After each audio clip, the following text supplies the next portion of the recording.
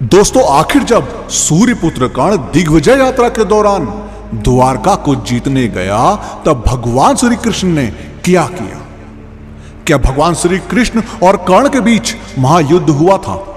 तो आइए जानते हैं। दोस्तों, भगवान कृष्ण जैसा उत्कर्ष और साहस से भरा योद्धा द्वापर युग में कोई भी नहीं था, क्योंकि श्री कृष्ण स्वयं भगवान विष्णु के अवतार थे।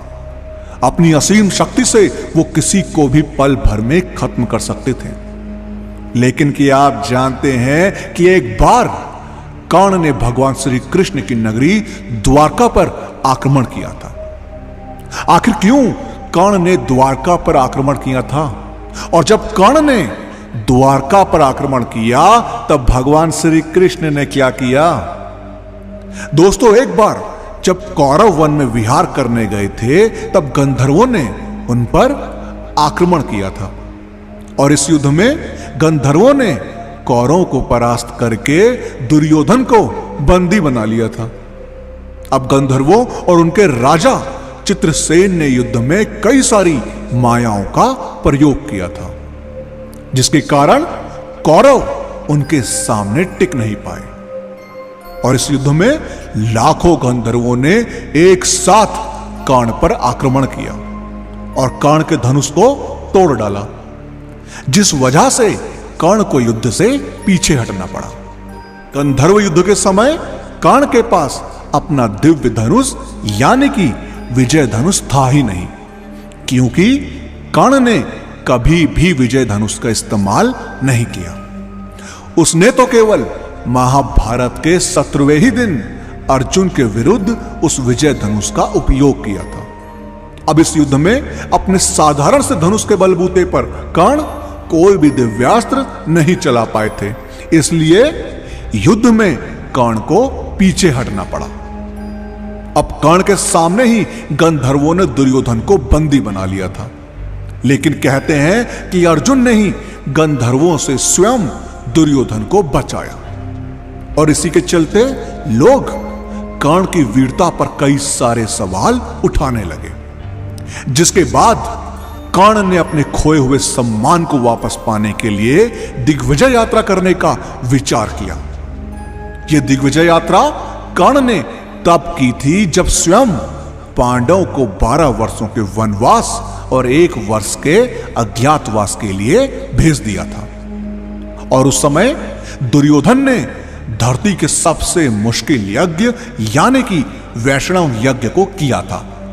उसी समय कर्ण ने दिग्विजय यात्रा शुरू की और वो अपनी विशाल सेना के साथ दिग्विजय के लिए निकल पड़ा। अब सबसे पहले कर्ण ने पांचाल नरेश द्रुपद के राज्य पर आक्रमण किया और अपनी विशाल सेना के साथ कर्ण ने द्रुपद के राज्य को चारों ओर से घेर लिया। अब जब द्रुपद को संदेश मिला कि कर्ण ने उसके राज्य पर आक्रमण किया है, तब द्रुपद अपनी सेना को लेकर युद्ध क्षेत्र में पहुंचा। इसके बाद कर्ण और द्रुपद में एक भयंकर युद्ध हुआ, लेकिन कहते हैं कि इस युद्ध में कर्ण ने द्रुपद को पराजित कर अपने अधीन कर लिया था। और इसके बाद द्रुपद का राज्य पांचाल हस्तिनापुर के अधीन हो गया। अब कर्ण ने द्रुपद को सोना चांदी और कर देने के लिए विवश कर दिया था। अब महाभारत काल में भगदत्त नामक एक पराक्रमी राजा हुआ करता था। वो पराग ज्योतिषपुर का राजा था। वैसे तो भगदत्त बहुत ही बुजुर्ग योद्धा था, लेकिन फिर भी उसमें इतना पराक्रम था कि उनसे युद्ध करने का कोई भी सोचता नहीं था, क्योंकि उनसे युद्ध करना बिल्कुल नामुमकिन था। दरअसल भगदत्त के पिता का नाम नरकासुर था। उसके पास भगवान विष्णु का वैष्णव अस्त्र था। उसने अपने पुत्र भगदत्त को यह अस्त्र दे दिया था। और वैष्णव अस्त्र को किसी भी अस्त्र से रोका नहीं जा सकता था, लेकिन कर्ण ने अपनी दिग्विजय यात्रा के दौरान महापराक्रमी भगदत्त को भी परास्त कर दिया था।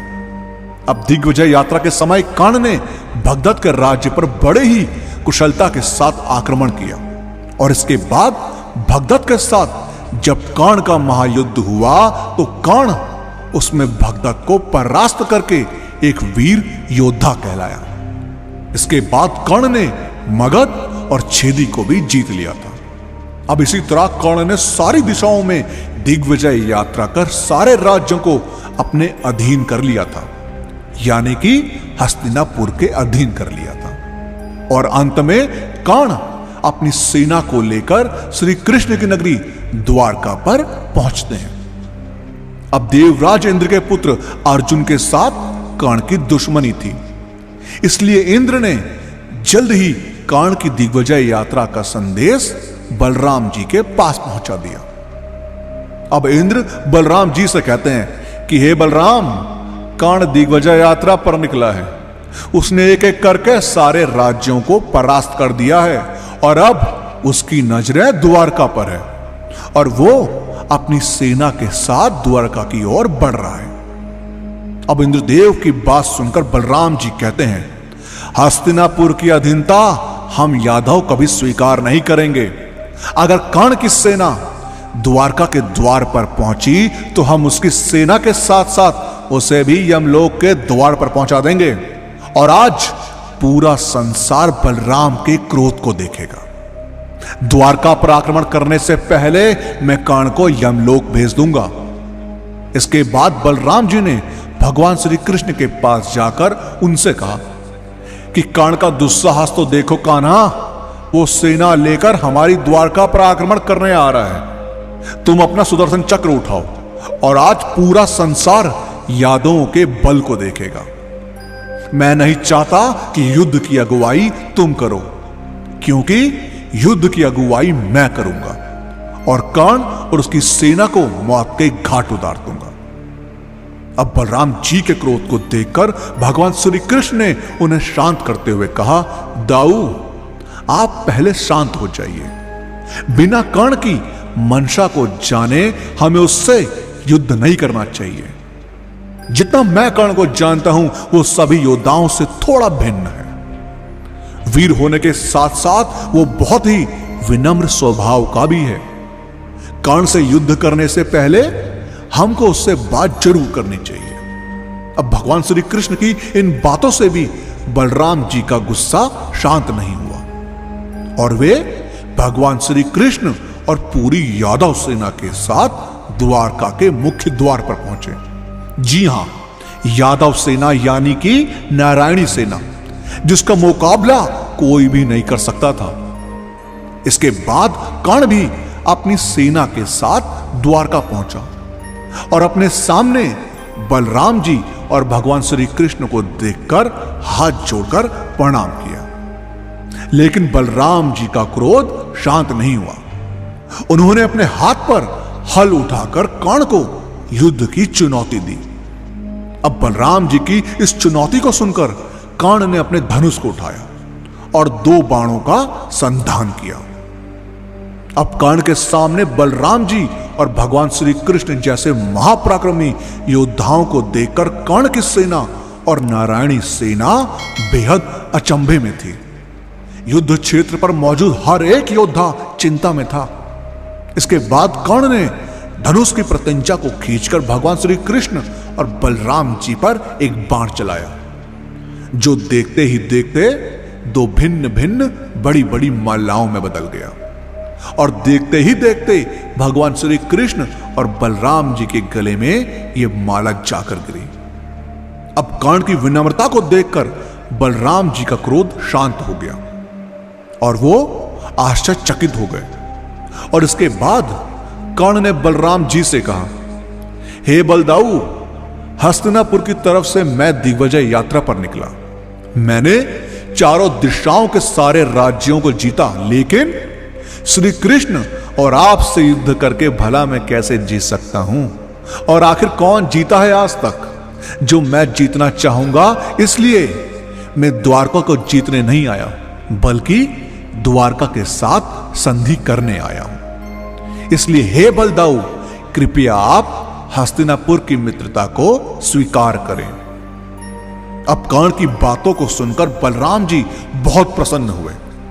उन्होंने कर्ण से कहा, अद्भुत कर्ण, अद्भुत।